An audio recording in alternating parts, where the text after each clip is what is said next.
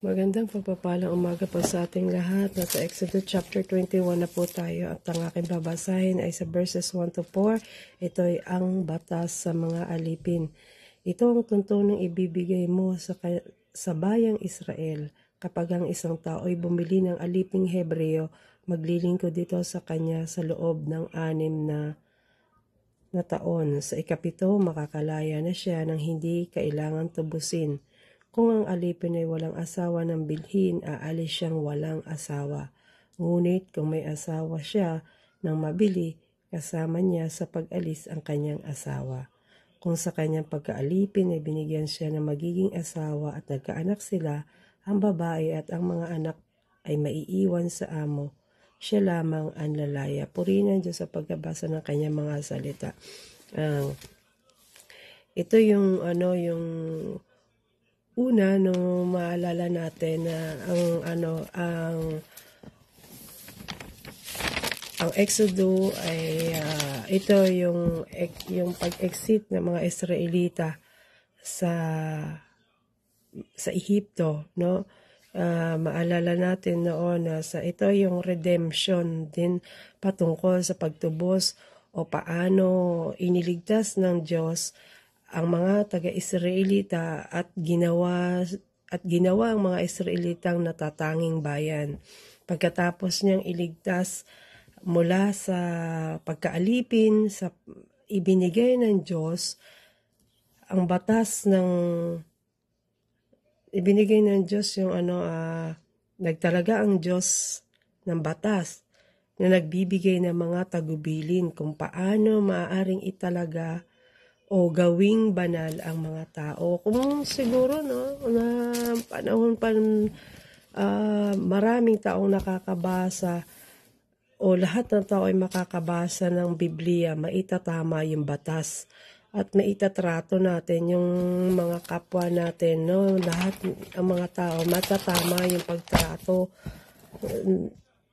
katulad ng pagtrato sa atin ng ating Panginoon, kung paano tayo itrato ng ating Panginoon at ganun din dapat tayong magtrato sa ating mga kapwa. Marunong tayong makibagay sa ating kapwa. Kung nababasa lamang ng lahat ng tao ang Biblia, siguro walang mga alipin o mababang tao yung masasabi nating hindi makatarungan yung batas para sa kanila. At walang maaagrabyadong mga tao.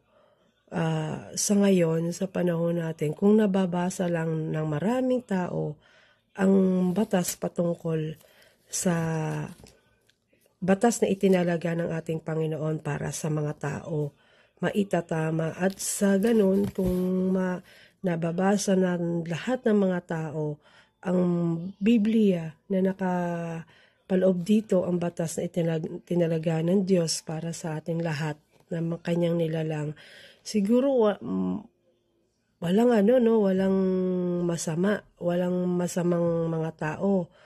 Lahat ay pantay-pantay. Kaya lamang hindi nga ganun lahat ay nakakabasa ng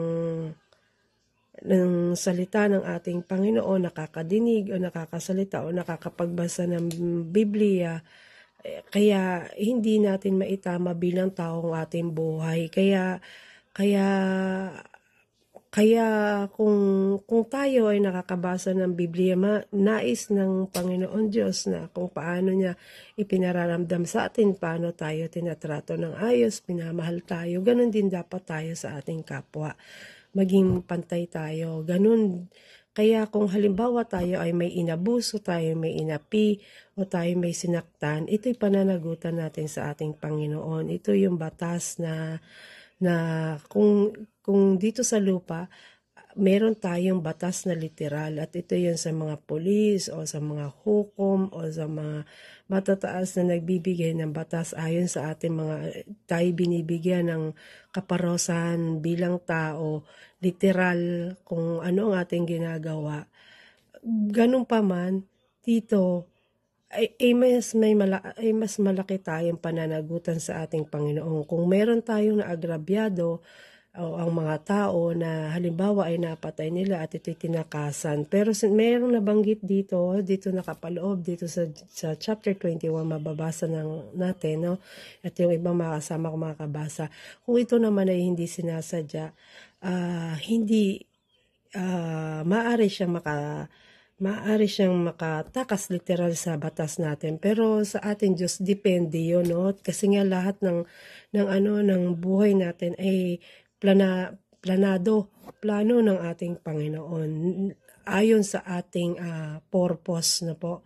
Ayon sa ating purpose, kung ano ang nangyayari sa buhay natin, ay meron tayong purpose para sa Diyos. Pero ito lamang yung pagpapaalala, ang Exodo ay pagpapaalala ng pagtubos na ating Panginoon sa mga taga-Israelita. Tulad natin na dumaraan sa pagsubok na tayo inaahon sa ating Panginoon at binibigyan tayo ng pag-asa. Ito naman yung batas na ibinigay sila para malaman natin kung paano tayo maging tama sa makipagkapwa-tao, no? Wala, kung ito'y itinalaga ng Diyos ang batas, ayon sa Kanya sa pagtrato sa atin, ganun din tayo magtrato sa ating kapwa. Yun lamang po. God bless you all. Magandang gabi po sa ating lahat. Ang aking pong isi-share ngayon ay sa Exodus chapter 21 verse 5 to 7. Ngunit kung ayaw na niyang umalis sapagkat mahal niya ang kanyang asawa at mga anak, ngayon din ang kanyang amo, patutunayan niya ito sa harapan ng Diyos. Dadalhin siya sa pintuan sa tabi ng poste ng pinto at bubuksan ang isa niyang tainga. Sa gayon, magiging alipin siya habang buhay. Kapag ipinagbili ng ama ang kanyang anak na babae upang maging alipin, hindi ito palalayain tulad ng aliping lalaki. Amen. Magandang umaga po sa inyo lahat. Ang isi-share ko po ngayon, Exodus chapter 21 verse 8 to 10. Ngunit kung ang babae pinagbili bilang asawa ng kanyang amo, subalit siya hindi nito kinaluguran, siya ay maaaring ipagtubos sa kanyang mga kamag-anak. Walang karapatan ng kanyang amo na siya ipagbili sa mga dayuhan sapagkat hindi ito naging makatarungan sa babae. Kung ang babae na may binili para sa anak ng amo, ituturing siyang nito na parang tunay na anak. At kung mag-aasawa ng iba ang lalaki, ang babae ay patuloy na bibigyan ng kanyang pagkain, damit at patuloy na sisipingan ng kanyang asawang lalaki. Amen.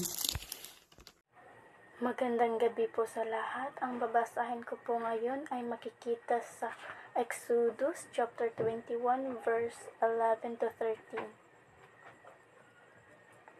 Kapag hindi tinupad ng lalaki ang tatlong bagay ito, dapat palayain ang babae nang hindi na kailangang tubusin. Mga batas tungkol sa mga karahasan. Sinumang manakit at makapatay sa kanyang kapwa ay dapat ring patayin. Ngunit kung hindi sinadya o binalak ang pagpatay at ito'y hinayaang mangyari ng Diyos, ang nakamatay ay maaaring magtago sa lugar na itatakda ko sa ganitong pangyayari. Yun lang po. Amen. Exodus chapter 21 verse 14 and 16. At kung magtaka ang sinuman sa kaniyang kapwa na pumatay na may daya, ay alisin mo siya sa aking damana upang patayin, at ang sumakit sa kaniyang ama o sa kaniyang ina ay papatayin walang pagsara, at ang magnakawa ng isang tao at pinagpili o masubungkan sa kaniya ang kanimay ay papataing walang pagsara. Amen. Magandang gabi po sa lahat. Ang babasahin ko po ito para kay Tuto. Exodus 21 verse 17 to 19. Anyone who curses their father or mother is to be put to death. If people quarrel and one person hits another with a stone or with their first and the victim does not die but is confined to bed, the one who struck the blow will not be held liable if the other can get up and walk around outside with a staff. However, the guilty party must pay the injured person for any loss of time and see that the victim is completely healed. Yun lang po, puri ng Diyos. Isang mapagpalang gabi po sa ating lahat para po sa ating devotion. Gusto ko pong ibahagi sa inyo ang Exodus chapter 21 verses 20 to 22. Sabi po rito, when a man strikes his slave, male or female, with a rod and a slave dies under his hand, he shall be avenged. But if the slave survives a day or two, he is not to be avenged, for the slave is his money. When men strive together and hit a pregnant woman so that her children come out, but there is no harm, the one who hit her shall surely be fined, as the woman's husband shall impose on him, and he shall pay as the judges determine. Amen. Purihin ng Panginoon sa pagkabasa po ng kanyang salita. God bless everyone. Magandang gabi po sa lahat. Ang babasahin po namin ni Hunami ay makikita sa Exodus 21 verse 23 to 25. But if there is serious injury, you are to take life for life, eye for eye, tooth for tooth, hand for hand, foot for foot, born for born, wound for wounds, bruise for bruise. Yun lang po. Puri ng Diyos. Mapagpalang gabi po sa inyong lahat. Ang ibabahagi ko pong verse sa gabi ito ay sa Exodus chapter 21 verses 26 to 28 na sinasabi, if a man strikes the eye of his male or female slave and destroys it, he shall let him go free on account of his eye. 27, and if he knocks out a tooth of his male or female slave, he shall let him go free on account of his tooth. 28, if an ox gores a man or a woman to death, the ox shall surely be stoned, and its flesh shall not be eaten, but the owner of the ox shall go unpunished. Amen. Purihin po natin ang ating Panginoon. Magandang gabi po, and God bless everyone. Na babasahin ko po Exodus chapter 21 verse 29 to 31. Datapuat kung ang baka ay dating manunuwag sa panahong nakaraan at naisumbong na sa may-ari hindi niya kinulong na ano pat makamatay ng isang lalaki o isang babae ay babatuhin ang baka at ang may-ari naman ay papatain. Kung siya'y atangan ng katubusan ay magbibigay siya ng katubusan sa kaniyang buhay anumang iatang sa kaniya.